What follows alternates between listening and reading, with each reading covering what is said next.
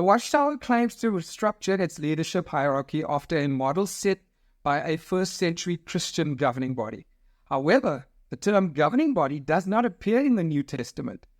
Neither does the concept of a small centralized group of leaders.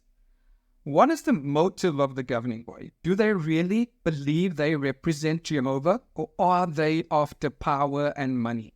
Fully aware that what they teach is not true. And you will be surprised to hear that they are not very fond of elders.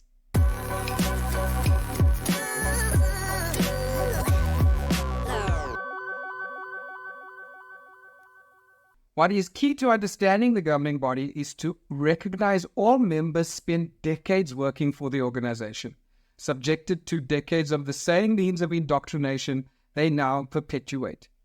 Hence, they believe that they are doing what is best in the same way that the average publisher thinks so too. The motives that drive all Jehovah's Witnesses are the social relationships and the hope of living forever. Some desire the prestige of titles such as elder, and this prominence is the underlying motivation of the governing body. Once at the top, some may become more realistic that they are not directed by Holy Spirit but are too afraid to stand up and lose everything. Instead, justifying to themselves, this is at least the best of all religions. The term governing body is loaded language, as it never appears in the scriptures, and so has unique application within the pages of the Watchtower. Whilst the term governing body, or even the concept of a governing body in the format of the Watchtower Society, does not appear in the Bible, the 2013 edition of the New World Translation has unfaithfully added the term to its outline of contents, subconsciously making this appear to be a Bible concept. In the online version, governing body appears in the overview of Acts as of the 25th of March 2020.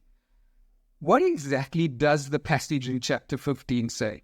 Does it use the term governing body? Does it say the apostles alone were involved in this doctrinal decision? Not at all.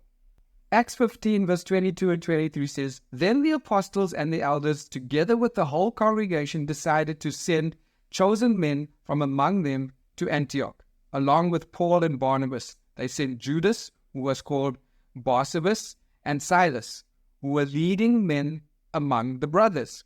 They wrote this and sent it through them." Decision-making was not vested in a small group of leaders. Rather, the congregation, including the apostles, the elders, Paul and Barnabas, all were involved in coming to an agreement on the issue and composing the letter to distribute their findings. A small controlling group of leaders did not have total power over the early Christian congregations. In addition, it is important to note that the governing body emanates from the so-called remnant of the anointed class of 144,000, which was closed or sealed in 1935, by the way. Since then, the number of anointed should have been decreasing as they passed away. However, the records paint a different picture. In 2007, it was admitted there is no scriptural basis for the doctrine of 1935, after which memorial partakers have been on the increase. Although Watchtower admits its 1935 doctrine was baseless, the governing body do not want followers claiming to be newly anointed to the ruling class. Watchtower questions the legitimacy of newly appointed ones, describing them as potentially troubled emotionally. As in this quote, over the years, some, even ones newly baptized, have suddenly begun to partake. In a number of cases, after a while, they acknowledged that this was an error. Some have recognized that they partook as an emotional response to perhaps physical or mental strain, but they came to see that they really were not called to heavenly life. There's every reason to believe that the number of anointed ones will continue to decline as advanced age and unforeseen occurrences in their earthly lives. That was from the Watchtower 1996, August the 15th. And then memorial partakers, this is the number of baptized individuals who partake of the emblems at the memorial worldwide. Does this total represent the number of anointed ones on earth? Not necessarily. A number of factors, including past religious beliefs or even mental or emotional imbalance, might cause some to assume mistakenly that they have the heavenly calling. We thus have no way of knowing the exact number of anointed ones on earth, nor do we need to know. That's from the Watchtower of 2011, August the 15th. We know the governing body admit they are not inspired as stated in the Watchtower of 2017, February, page 26. The governing body says the governing body is neither inspired nor infallible. However, they demand absolute obedience and loyalty from the rank and file. Well, the events of the past 2 years have been historic, and they truly have been unprecedented. They indicate that we are close to the outbreak of the Great Tribulation. How vital it is, brothers, that we continue to recognize Jehovah's channel for receiving spiritual food. The November 15th, 2013 issue of the Watchtower mentioned key points for elders in particular to keep in mind as we prepare to face the attack of that coalition of nations that the Bible calls Gog of Magog. Now, I'm going to quote the article. This is what it stated. This is quote. At that time, life-saving direction that we receive from Jehovah's organization may not appear practical from a human standpoint. All of us must be ready to obey any instructions we may receive, whether these appear sound from a strategic or human standpoint or not. Now is the time for any who may be putting their trust in secular education, material things, or human institutions to adjust their thinking. This must surely make it easy for them to overlook errors, comforting themselves that there is nowhere else that is better, except for one thing: the wealth of information now available regarding the harm the religion causes through its teachings on child abuse, blood transfusions, disfellowshipping, and higher education, just to name a few. Whilst they may have joined the governing body with high ideals due to their indoctrination, they have no excuse for continuing to believe they are God's channel. So what are the members of the governing body's motives? What drives them? And how do they view the rank and file? I stumbled upon an interesting letter from Raymond Franz, who was a former governing body member, in response to the owner of JW Facts, Paul Grundy, who reached out to Ray, asking what motivated the governing body and what was the chance of someone like Jeffrey Jackson stepping down. You see, Jeffrey Jackson is Australian, and Paul Grundy knew his family very well. And something in Raymond's letter struck me. I will read parts of this letter to you. From Commentary Press, dated 25th of December 2005, to Paul Grundy. Dear Paul, thanks for your letter. I spent 2 weeks in Germany in September and am now still trying to catch up with things.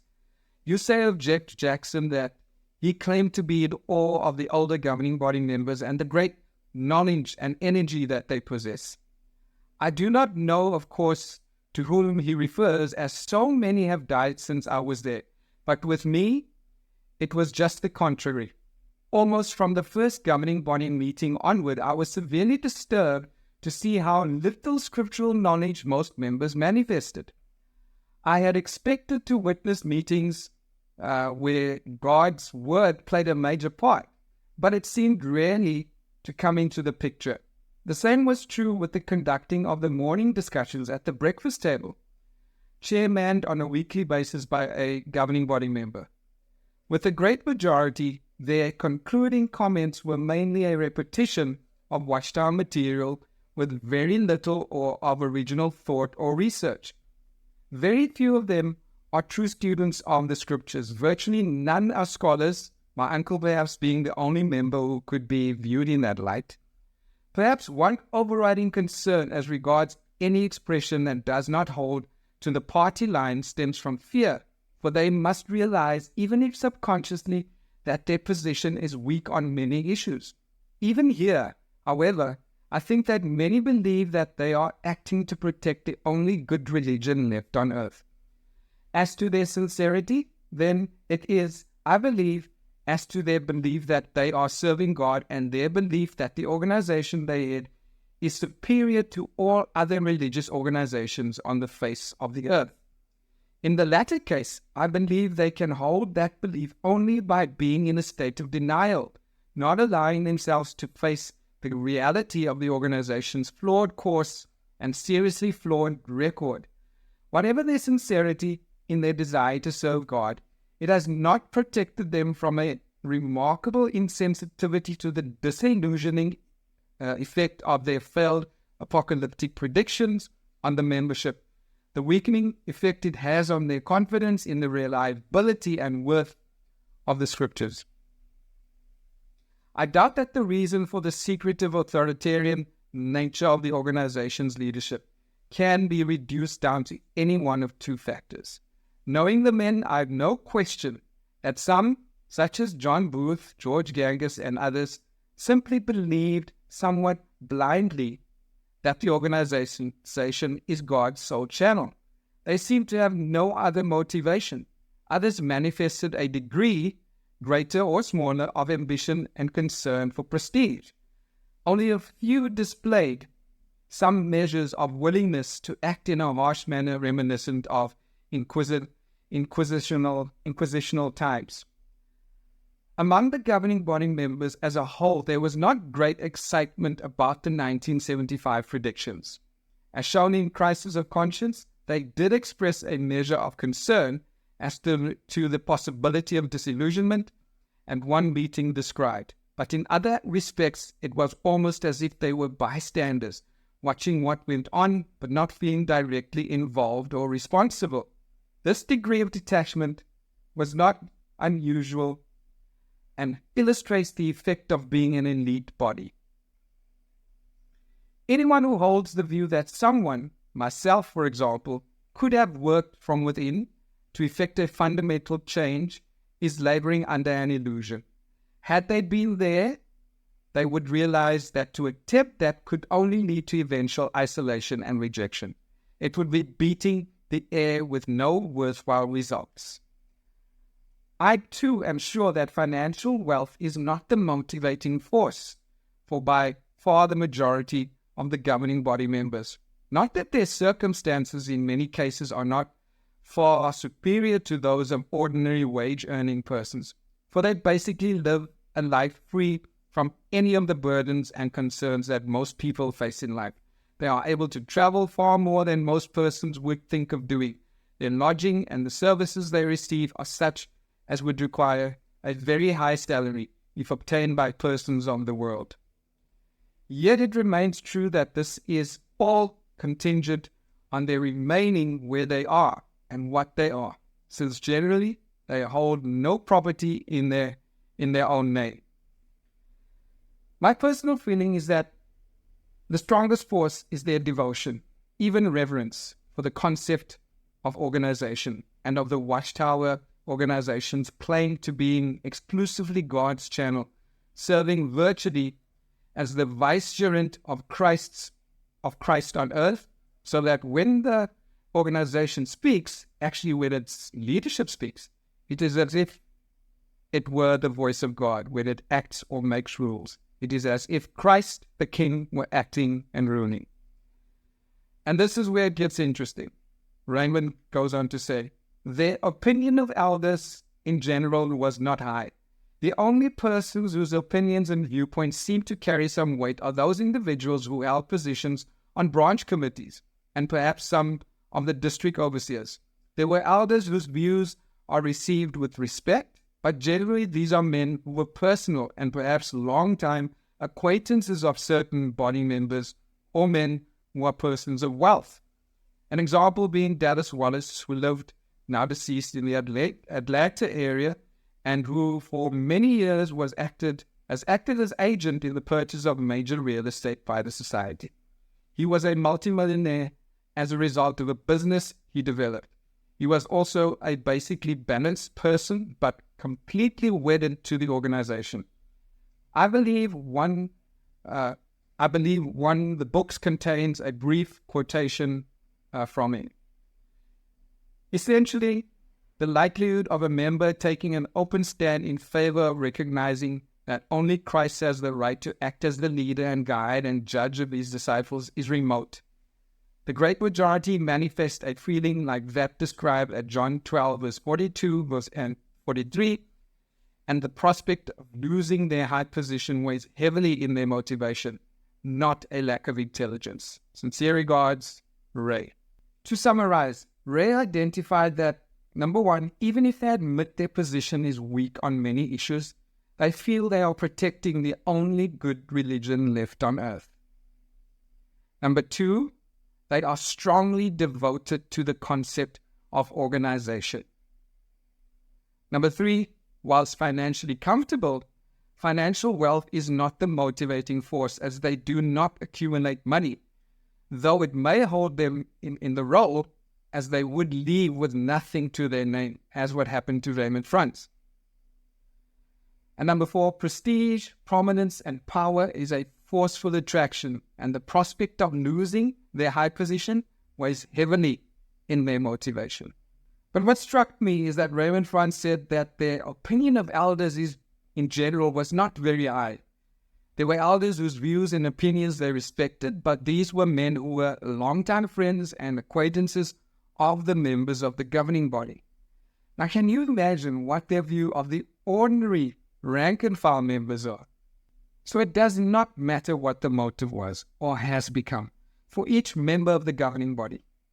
They have no excuse for the power they wield, demanding unquestioning obedience despite admitting to being fallible. They are fully aware of the organization's checkered history and the harm it currently causes. If you have been able to question Watchtower's claim to be the truth, possibly leaving at tremendous personal loss and personal cost to you, there is no reason they have not as well, except for reasons of selfish denial.